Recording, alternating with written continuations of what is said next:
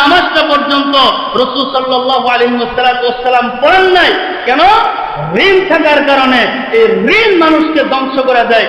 ঋণ এমন এক জিনিস, শহীদ যদি আল্লাহর রাস্তায় শহীদ হয়, রক্তও যদি জড়ায়, যদি আল্লাহর জন্য শহীদ হয়, আল্লাহ বলে তার জীবনের গুনাহ মাফ। কিন্তু মানুষের ঋণ রেখে গেছে, এটা মাফ। একজন শহীদ সে দাঁড়ায় থাকবে, তার ঋণের কারণে জান্নাত পর্যন্ত ঢুকতে পারবে না। হাদিসের মধ্যে আসছে, কোন ব্যক্তি যদি ঋণ রেখে মারা যায়, তার পক্ষ থেকে যদি ঋণ পরিশোধ না করা হয়, সে জান্নাতের কোনো সুগন্ধিও পাবে না।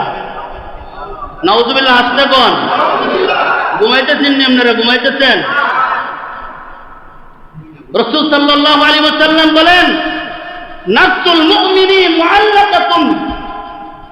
মুআল্লাকাতুন বিদাইনিহি। রাসূল করিম সাল্লাল্লাহু আলাইহি ওয়াসাল্লাম বলেন, নাফসুল মুমিনি, মুমিনের আত্মা, মুসলমানের আত্মা, মুআল্লাকাতুন বিদাইনিহি, তার ঋণের কারণে ঝুলে থাকে। নাউজুবিল্লাহ বলেন। সে যে ঋণ করেছে, এই মুমিনের কলব, মুমিনের আত্মা, মুমিনের রূহ যতক্ষণ পর্যন্ত তার ঋণ পরিশোধ না করে ততক্ষণ পর্যন্ত ঝুলে থাকে, ততক্ষণ পর্যন্ত সে জান্নাতের নাজ নিয়ামত দেখে না। নাউজুবিল্লাহ বলেন।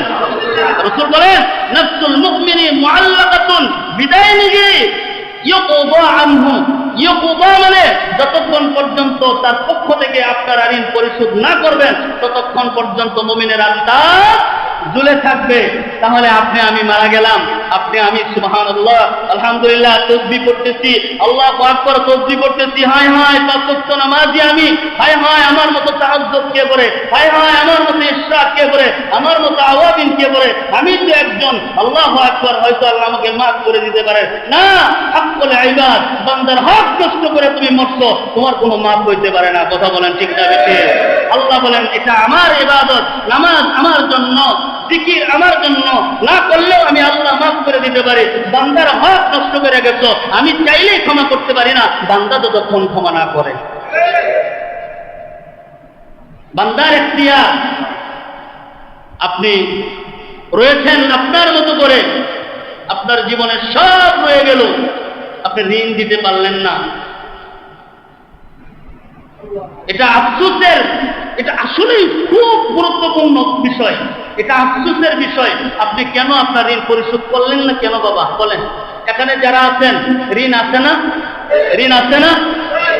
ঋণ আগে পরিশোধ করবেন, ঋণ আগে পরিশোধ করবেন।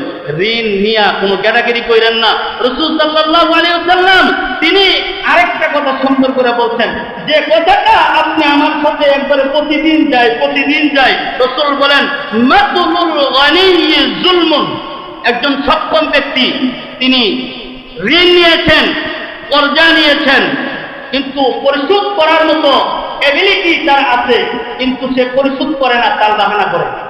কথা হয় না? সক্ষম ব্যক্তি ঋণ নিচ্ছে, ঋণ পরিশোধ করার মতো এবিলিটি, যোগ্যতা সবকিছু তার আছে, কিন্তু দেওয়ার সময় কি করে? দেওয়ার সময় তাল বাহানা শুরু কইরা দেয় না। আপনি তার বাড়িতে যাইবেন, বাড়িতে যাইয়া দেখবেন বড় বড় মাছ, বাজারের মাছ তার ঘরের মধ্যে আছে। আপনি তার বাড়িতে যাইবেন, বাড়িতে যাইয়া দেখবেন তার কোনো কিছুর অভাব নাই। আপনি তার বাড়িতে যাইবেন, বাড়িতে যাইয়া দেখবেন তার সম্পদের কোনো অভাব নাই, তার টাকা পয়সার অভাব নাই। সে প্রতিদিন বাজার করতে পারে, প্রতিদিন নাতি নাতনির জন্য মজা কিনতে পারে, প্রতিদিন তার সন্তানের জন্য টাকা খরচ করতে পারে, এই এবিলিটি তার আছে। সব কিছু, দুনিয়ার সব কিছু সে কিনতে পারে। সে 1 লক্ষ টাকা মনে করেন আমার কাছ থেকে নিতে, নেওয়ার পরে তার কাছে এবিলিটি আছে আমার 1 লক্ষ টাকা দেওয়ার মতো, কিন্তু সে আমারে দেয় না। অথচ ওই টাকা তার পকেটে থাকে, অনেক বাজার সদাই করে, সন্তানের হক মিটায় দেয়, সন্তানের চাওয়া পাওয়া মিটায়, দিদির চাওয়া পাওয়া মিটায়। আমার টাকা দেওয়ার সময় শুধু তাল বাহানা করে। রাসূল বলেন, ওই ব্যক্তিটা সে জুলুমকারী। সে যেন মানুষদেরকে কি করতেছে? জুলুম করতেছে, তার প্রতি অন্যায় করতেছে। কারণ আমার খাওয়ার টাকা থাকে, আমার সিগারেট খাওয়ার টাকা থাকে, গাঁজা খাওয়ার টাকা থাকে, মদ খাওয়ার টাকা থাকে, পেন্সিল খাওয়ার টাকা পয়সা তোমার কাছে থাকে। অথচ যিনি তোমাকে ঋণ দিল, ঋণ পরিশোধ করার মতো টাকা থাকার পরে দেও নাই, তোমার মতো এরকম জুলুমবাজ আল্লাহর জমিনে একটাও নাই। ঠিক না বেটি? বাপ রে বাপ, পরে তো বেটা সাহায্য করছে, এটা কি বেটার অন্যায় হয়েছে নাকি?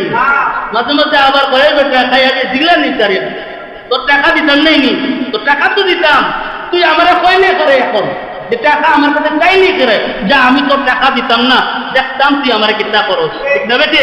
এরকম আছে না? আমার কাছে টাকা চাইলে করে, তোরে টাকা দিতাম না, তোর শক্তি থাকলে আমার কাছ থেকে টাকা উদ্ধার করে নি, দেখলাম তোর কত হিম্মত আছে। ঠিক না বেটি?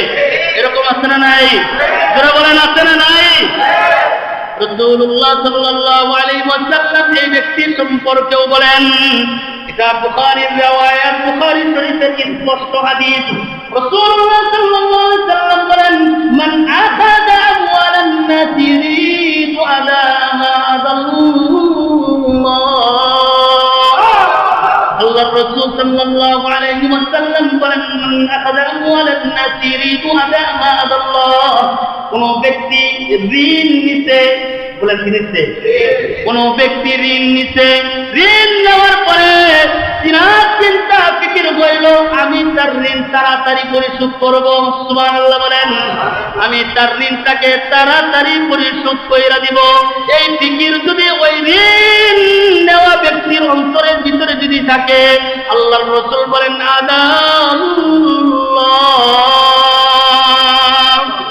আল্লাহ পাক ওই ঋণকারী ব্যক্তির পক্ষ থেকে তার ঋণ পরিশোধ করে দিবেন। ওই ঋণ পরিশোধকারী ব্যক্তির ঋণ কে পরিশোধ করবে?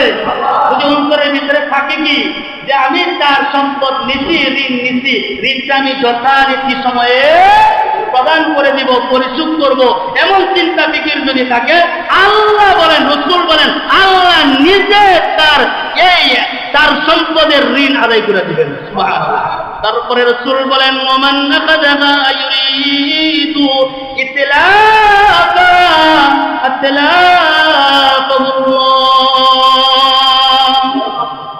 কিন্তু আরেকজন আছে যে ঋণ নেই, ঋণ নেওয়ার পরে ঋণ নষ্ট করার চেষ্টা করে, তার মানে আত্মসাৎ করবার চাই, খাইবার চাই। এটা হলো ওই ব্যক্তি তেহার চাই বিকাল লাইগা, তোর যদি হিম্মত থাকে, তোর যদি ক্ষমতা থাকে, আমার কাছ থেকে তেহারা লয়া যায়। এই ব্যক্তির কথাই রাসূল বলছেন, ওমান আখাযা ইউরিদু ইতলাফা আতলাফাল্লাহ। যদি এটা ধ্বংসের কারণ হয় যে ঋণ নেওয়ার পরে ঋণ দেবে না, নিজের গরম দেখায়, তার শক্তি কাটাই মেরে খাওয়ার জন্য যদি তার ভিতরে নিয়ত থাকে, আল্লাহর রাসূল বলেন আতলাফাল্লাহ, আল্লাহ তাকে ধ্বংস করে দেয়। ওই ব্যক্তির ধ্বংস নির্ধারিত, কারণ ধ্বংস করবেন কে? তাকে ধ্বংস করে দিবেন আল্লাহ, স্বয়ং আল্লাহ ধ্বংস করে দিবেন। এজন্য বলি, আপনি যখন লেনদেন করবেন, লেনদেনটা লেখা রাখবেন, কর্জে হাসানা যখন দিবেন, কর্জে হাসানাটাও এটা কি করবেন? লেখা রাখবেন। কিন্তু আল্লাহ রাসূল সাল্লাল্লাহু আলাইহি ওয়াসাল্লাম বলেছেন, কেউ যদি ঋণ নেওয়ার পরে তার এবিলিটি নাই ঋণ পরিশোধ করার মতো, আল্লাহ পাক বলেন, যদি তুমি তাকে মাফ করে দাও, আল্লাহ তোমাকে দুনিয়া এবং আখিরাতের পথ দেখায় দিবেন। আর একটু জোরে বলেন সুবহানাল্লাহ। আল্লাহ পাক আপনি আমার দুনিয়া এবং আখিরাতের পথ দেখাইবেন কে? তাকে মাফ করে দিবেন। এজন্য নবীজি এই কর্জে হাসানা ঋণ রেখে যারা মারা যায়, তারা জানাজা কে পড়ান না? রাসূলুল্লাহ সাল্লাল্লাহু আলাইহি ওয়াসাল্লাম পড়ান না। তাহলে 2 নম্বরে পদক্ষেপে আমরা আসি।